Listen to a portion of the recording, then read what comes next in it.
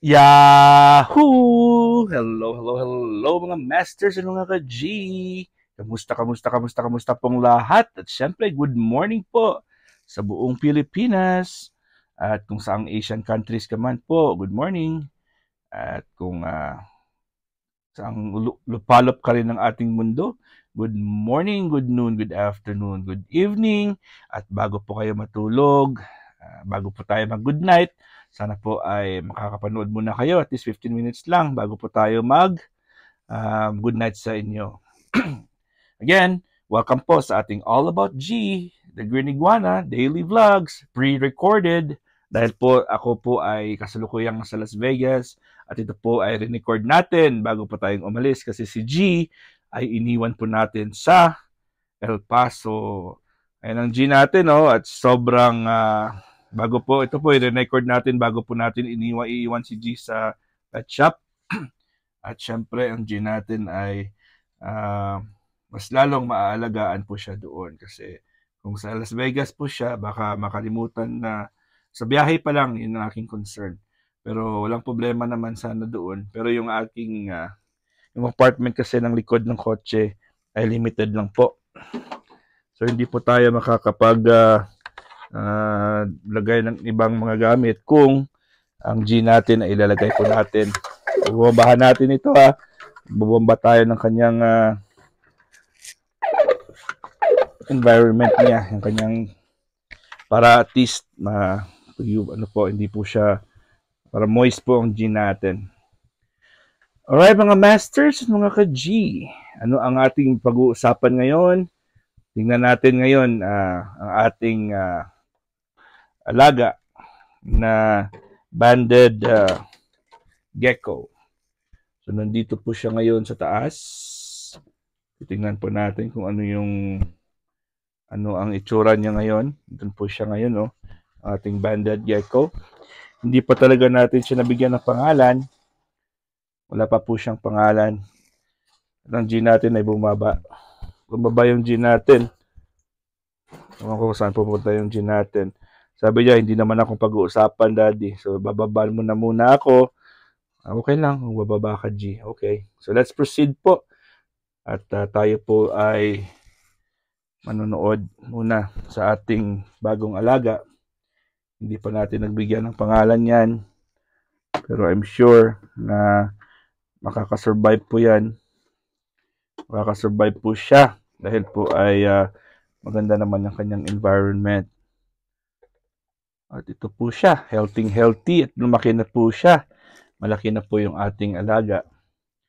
Dito po siya, mga masters. So. Ayan. Kitang-kita nyo ba? Ayan po siya, ang ating bagong alaga. At pinipray po natin na mas lalo po siyang maging healthy at matutubuan po siya ng buntot. Ayan. So siya po ay isang local dito po sa amin. Sa atin, butiki lang po yan. Pero may pangalan po yan, Banded Texas Gecko. So pwedeng alagaan din yan. As in, pwedeng ialagaan. Hindi po tayo baliw na inaalagaan po natin yan. Sadyang marami din pala ang nag-aalaga nito. Kunin po natin siya. Hindi naman siya takot sa akin kasi palagi ko naman ito hinahawakan. Ayan po siya. Oh. Putol po yung kanyang buntot. Dahil po ay isa sa mga defense mechanism nila. Ayan po siya, mga masters. So, diba? Poging-pogi niya rin, no? Putol ang buntot niya. Pero may nakita na po akong trace ng pagtubo. Ayan po siya. At mabait din po yan. Hindi naman nangagagat yan. At insects lang po yung kinakain niya. Ito na yung mga dugo yung aking sa G po yan. Ayan, diba? Ang cute-cute po niya. Hindi ko pa nabigyan ng pangalan pero pagbalik ko siguro, depende. Pag okay siya, yan doon natin bibigyan ng pangalan ng ating bagong alaga. Yan. So, meron pong fruit flies po yan yung laman ng kanyang ng kanyang bahay. Ito may mga fruit flies po yan. Hindi lang natin makita. Pero gumagalaw-galaw yan mga fruit flies dyan. O baka nag-escape na rin po sila. Nakakalabas din kasi sila. Mamaya po ay hihingi na lang tayo doon sa pet shop. Kung maiwan natin si G doon, hihingi na lang po tayo at iiwan ko na rin po siya doon sa pet shop. Dalawa na lang po silang paiwan ko doon. 'Di ba mga masters? So tingnan niyo ha. Ngayon ganito pa lang siya. Yung kanyang length po ay ito pa lang yung nahulog po siya mga masters. Sensya na. Hindi naman po yan hindi naman delikado sa kanya pag nahulog kasi ang gaan-gaan naman ang katawan nila. So nahulog po siya sa sahig at pinupulot ko lang po ha, hindi ko makuha yung camera eh. So mga masters, pasensya na at pinupulot muna natin yung ating alaga. Ito po siya. Nahulog siya sa sahig kasi po ay hindi ko po siya na-secure ng mabuti. Pero okay naman siya. Hindi naman yan na kasi butiki yan eh. Ayan. Balik ko na po siya sa kanyang bahay. At ang G natin ay nasa ilalim din po. Hindi naman KSP yung G natin. Kaya hindi naman po siya nangangailangan ng attention. At dito na po yung G. Paakyat na rin. Galing talaga ng G natin. Oh. May tubig po yan yung kanyang swimming pool. Kanina ko pa yan linagyan ng tubig. Hindi yan mainit pero medyo cool lang po siya. Pero depende sa kanya kung gusto niyang maligo. Hindi po yan mainit so far ngayon. So I hope na hindi siya malamigan. Bahala siya kung maligo siya or hindi. Ayun, ang G natin ay naliligo. Kaya sabi ko nga sa misis ko, malinis po ang G natin.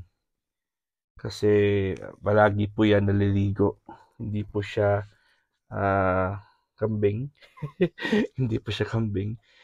At malinis talaga kasi once in a while po ay naliligo po siya. Siguro sa isang week ay 3 beses po yan maligo.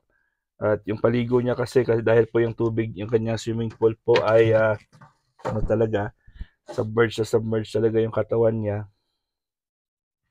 Kaya talaga si G natin.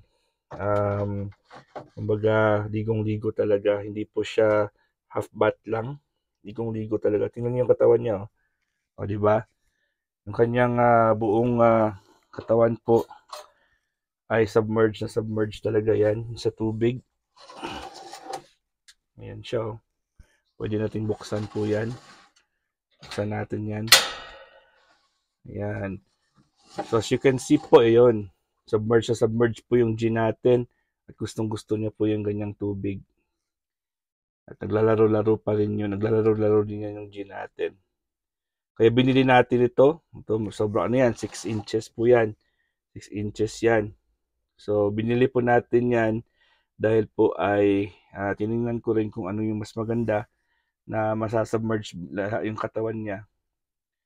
Kaya ito at mas medyo kasya ang buong katawan po ng G natin diyan. Kasyang-kasya po 'yan.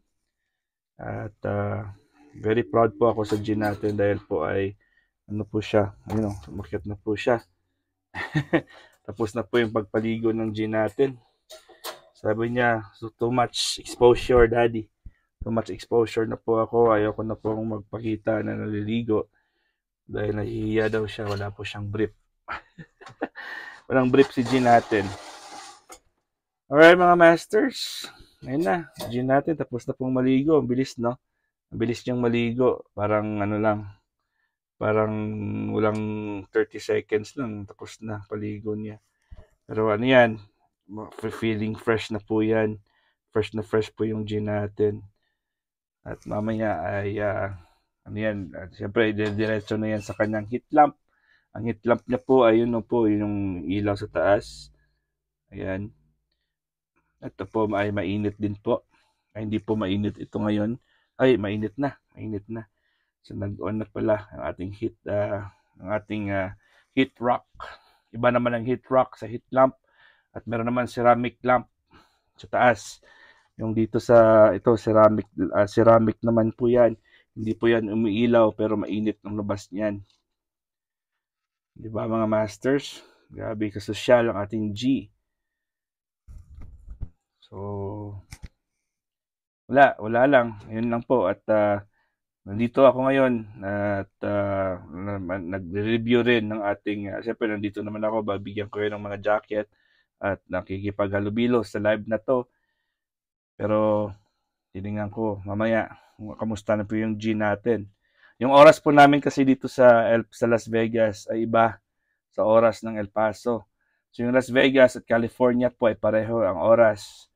At ahead po ang El Paso ng 1 hour. So ngayon po sa El Paso ay nag-start po ito ng alas 4. Di ba mga masters? Mga 4:11 ngayon sa El Paso. Doon po sa inyo or 4:12, di ba? Dito po sa amin ay ano pa lang 3:12 or 3:13 ng hapon. Sa inyo diyan ay 6:13 na, di ba? Anong oras ba sa inyo diyan, mga masters, mga ka-G? 6:13 ng umaga, di ba? Pero sa amin ay hapon po, alas 3 ng hapon. Alas 4 ng hapon naman sa El Paso. At sa mga California area, pareho yung oras dito sa Las Vegas. At pareho din mahal yung lahat dito. Mahal yung tubig, mahal po lahat, mahal po dito. Gasolina, mahal din. So, okay lang kasi vacation mode tayo. Dito tayo sa bahay ng aking uncle, na si Uncle Collie. At siguro, good choice din yung kung iniwan natin si G doon sa pet shop. Iniwan natin siya dahil po ay hindi po ako divided yung isip ko. Kasi pag sinabi nilang alis, dito kasi pag sinabi ng uncles ko na alis or auntie ko, alis kami. Akong iiwan si G. 'Di ba? Sa bahay niya po na maliit lang po, kaya lang po. So, ayun, mga masters at mga ka-G. At ano ba yung mga plano nyo? Ngayon, Thursday po ngayon, 'di ba? So, sa Thursday, siyempre, at ano lang po tayo, wala tayong gagawin. At bukas na naman ay pahinga kasi vacation mode kami, wala kaming work. Yun lang po. At naubusan ako ng ikukwento sa inyo kasi po ay siyempre excited na rin po ako magbakasyon. At hindi ko alam kung ano yung ginagawa namin dito kasi pre-recorded nga. Pero magla-live din po ako sa mga oras kung may mga pupuntahan kami at ako'y magla-live din. At I hope na puntahan niyo po ako sa mga live ko. Bahala na dyan kung may kung may mga kasabay po ako na basta hindi lang po premiere promotion ay okay lang po yan.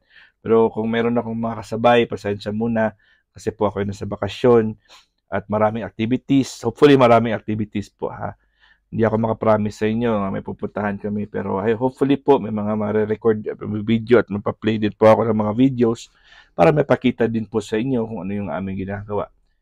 So Sabado pala ay birthday ng daddy ko. So I hope na meron tayong event, meron akong pakita sa inyo kung ano yung gagawin namin sa Sabado. Unfortunately po yung Sabado na yan ay linggo na po sa inyo. Kaya po hindi ako makakapag-host sa Sunday. Pass muna ako sa pag-host sa Sunday ha mga masters at mga ka-G. Si Ate Ana muna, ang ating team founder, ang mag-host in behalf sa akin dahil po yung Sunday po na yan ay Sabado ng gabi po yan sa amin. Sabado ng umaga po kami aalis, mga around 5:30 ng umaga or 6:30 ng umaga. Hindi talaga ako pwedeng mag-zombie mode. Hindi po talaga ako pwedeng magpuyat dahil po ako mag-drive. Usually po 7 hours out of 10 and a half. 7 hours yung sa akin, 5 po kay Papa Danny. Alright, mga masters, kita-kits ulit tayo sa ating premiere bukas sa ating All About G, The Green Iguana, Daily Vlogs. And I hope na okay po kayo dyan. Ski sa mga teams na pagsusupport po sa amin ni G, Maraming salamat. God is great. Yahoo!